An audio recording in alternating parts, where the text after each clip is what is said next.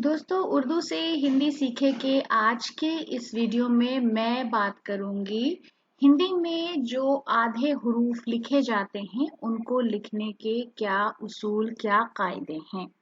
इससे पहले वाले हिस्से में मैं बात कर चुकी हूँ कि हिंदी में कुछ ऐसे हुरूफ आते हैं जिनमें एक पाई होती है, तो हम उसको किस तरह से बनाते हैं।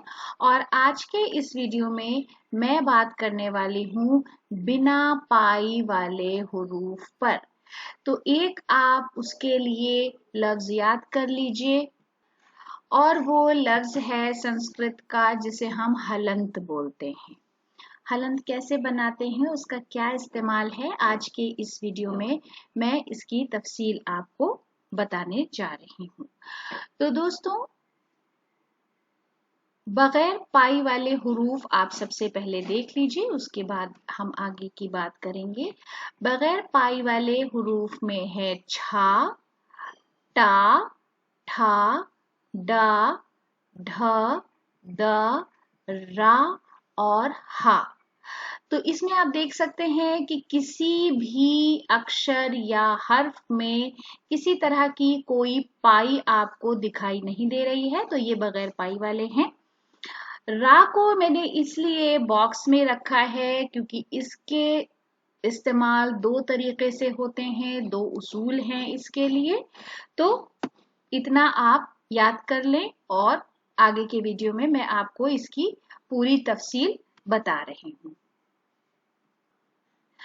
तो यहाँ पर आप देख सकते हैं कि छा लिखा हुआ है, और जिस हलंत की मैं बात कर रही थी वो हलंत ये होता है, यानी किसी भी हर्फ के नीचे जब ये एक टेढ़ी लकीर हम बनाते हैं तो वो होता है हलंत। और उसका मतलब होता है कि उस हर्फ की या उस अक्षर की आवाज पूरे जोर या इम्फेसिस के साथ आपको नहीं पढ़नी है, बल्कि थोड़ा कम जोर उस पर देना है। तो जो बगैर पाई वाले अल्फाज हैं, जो हर्फ हैं, उनके नीचे हम ये लगाते हैं हलंत। तो यहाँ पर मैंने कच्छ लिखा है, तो का और छा जिसके नीचे हलंत है, इसका मतलब ये है कि ये कम आवाज वाला है। उर्दू में भी मैंने इसको लिखा हुआ है हलंत के साथ। उसके बाद है टा, यानी टा के नीचे भी आप देख सकते हैं हलंत लगा हुआ है, और एक टा हम आधा कम एम्फेसिस के साथ बोलेंगे, एक पूरा होगा। जैसे उर्दू में आप देख सकते हैं पट्टी मैंने लिखा है तशदीद के साथ। तो टा की दो आवाजें हैं, एक कमजोर आवाज है और एक पूरी आवाज है, पट टी। तो पा टा, उसके नीचे हलंत और फिर टा में बड़ी ई की मात्रा, पट्टी। उसके बाद है हर्फ ठ।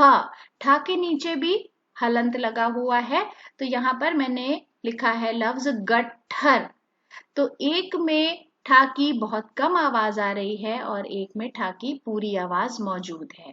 तो गा ठा, उसके नीचे हलंत यानी आधा ठा, ठा रा, गट्ठर। तो दोस्तों, अगला जो हर्फ है वो है डा। यहाँ पर मैंने आधे डा के लिए नीचे हलंत लगाया है, यानी खा, आधा डा और गा, खडग। यहाँ पर आप देख सकते हैं उर्दू में काफ दचश्मी है और डाल और गाफ के साथ लिखा है खडग। उसके बाद है द। दा को आधा लिखने के लिए उसके नीचे भी हमने हलंत लगाया है। उसके लिए मैंने लफ्ज लिया है बुध, जैसे बुध का दिन, बुधवार। तो बा में छोटे ऊ की मात्रा, दा हलंत के साथ, चूंकि आवाज पे इम्फेसिस ज्यादा नहीं है, और धा बुध। फिर है ढ। ढा ढिंडोरा या ढारस। तो ढा में अंग की बिंदी है नेजलाइज करने के लिए, फिर ढा में ओ की मात्रा और रा में आ की मात्रा, ढिंडोरा और ढाडस। ढा, ढा में आ की मात्रा, ढा सा, ढाडस। फिर है वाय। वाय का हा आधा जब हम लिखते हैं तो उसके नीचे भी इस तरह से हलंत लगाते हैं, और ये जो इसका लूप है या हुक है उसको कम कर देते हैं।